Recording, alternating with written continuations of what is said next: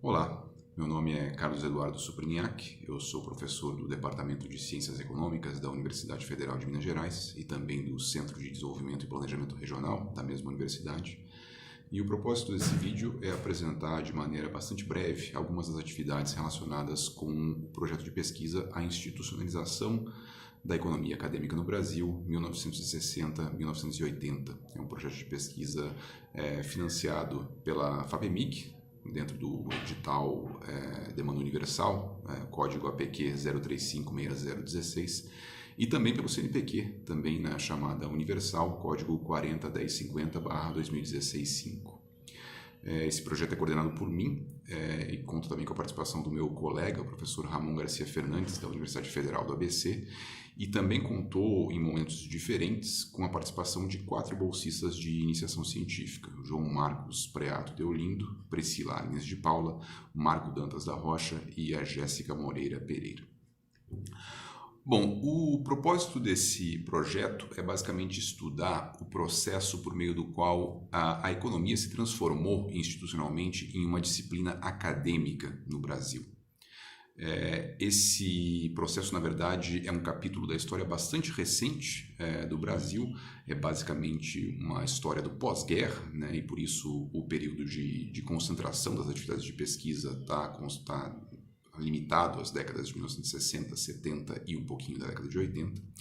E o projeto ele mistura elementos de história intelectual, história institucional e também de sociologia do conhecimento para tentar entender, né, um pouco mais a fundo todos os elementos que foram importantes para transformar a disciplina de economia em uma área do conhecimento academicamente estabelecida no Brasil.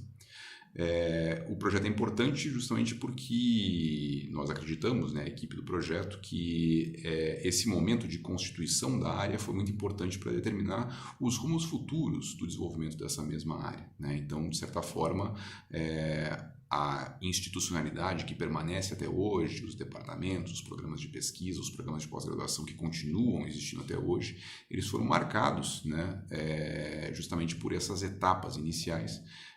E o seu desenvolvimento subsequente, então, foi moldado, de certa forma, por algumas características bastante peculiares, né, desse contexto de fundação da área no Brasil.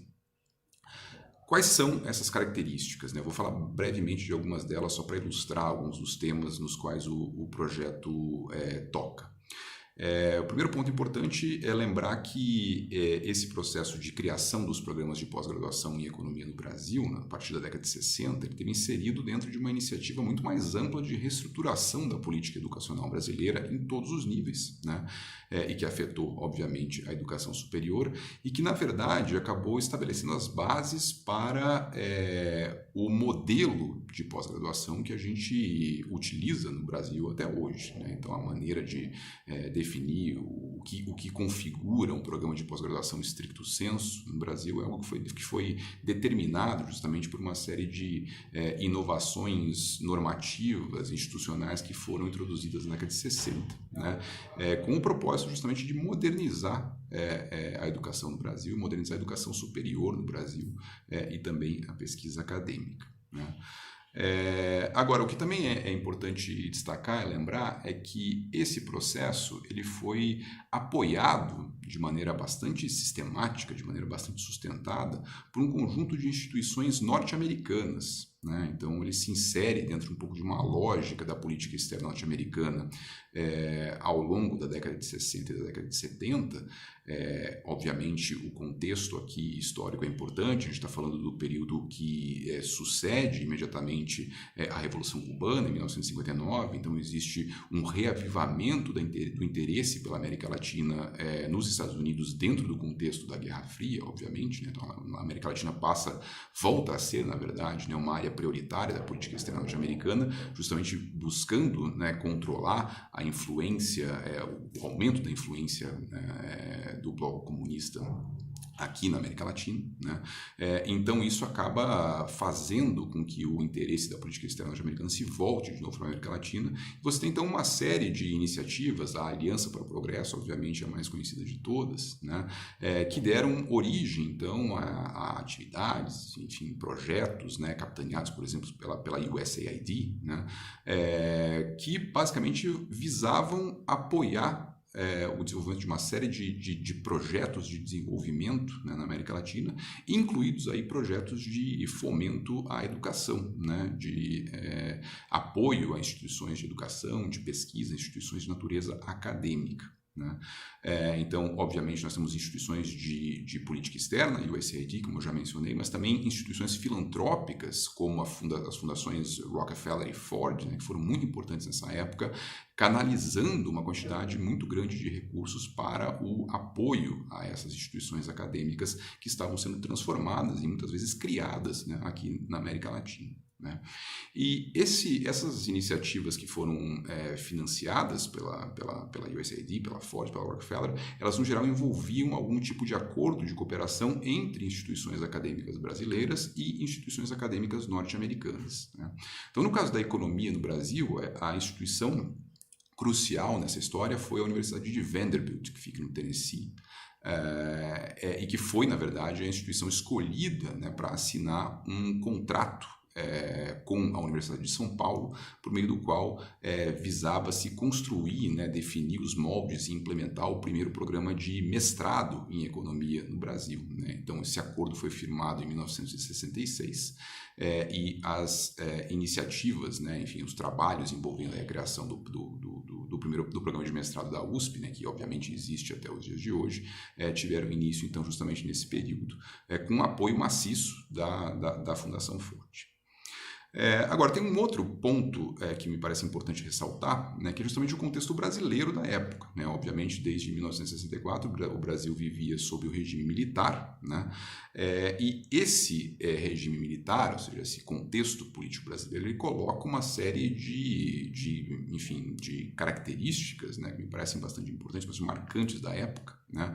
É óbvio que, do ponto de vista do regime militar brasileiro, conforme ele foi implementado na prática, existia um interesse nesse tipo de iniciativa como uma forma de prover o Brasil justamente com os recursos humanos e com o conhecimento técnico que seria necessário para implementar os programas de desenvolvimento econômico que eram abraçados pelo regime militar. Né? Então, é óbvio que, do ponto de vista do regime brasileiro, existia um interesse muito grande que essas iniciativas de reforma educacional resultassem no treinamento de mão de obra técnica qualificada que pudesse ser utilizada para a formulação de políticas de superação aos desafios do desenvolvimento econômico. Agora, do ponto de vista dessas instituições norte-americanas que estiveram envolvidas nesse processo, né, a presença de um regime militar, um regime que ao longo da década de 60, na verdade, ganha contornos cada vez mais autoritários, repressivos, né, ou seja, que começa a se envolver em atividades que, na verdade, colocam uma aura bastante negativa, né, no cenário internacional sobre esse regime, um regime que passa a ser visto como um regime violento, um regime repressivo. Né? Do ponto de vista dessas instituições norte-americanas, a sua associação, o seu vínculo com esse regime, ela passa a ser uma questão cada vez mais delicada do ponto de vista político, do ponto de vista moral, do ponto de vista ético. Né? Então existe, né, desenvolve-se ao longo da década de 60, início da década de 70, né, uma preocupação cada vez maior com se dissociar das atividades mais diretamente vinculadas ao regime, ou seja, dessas iniciativas e projetos que tinham uma conotação mais diretamente aplicada, voltada para a formulação de políticas públicas, né?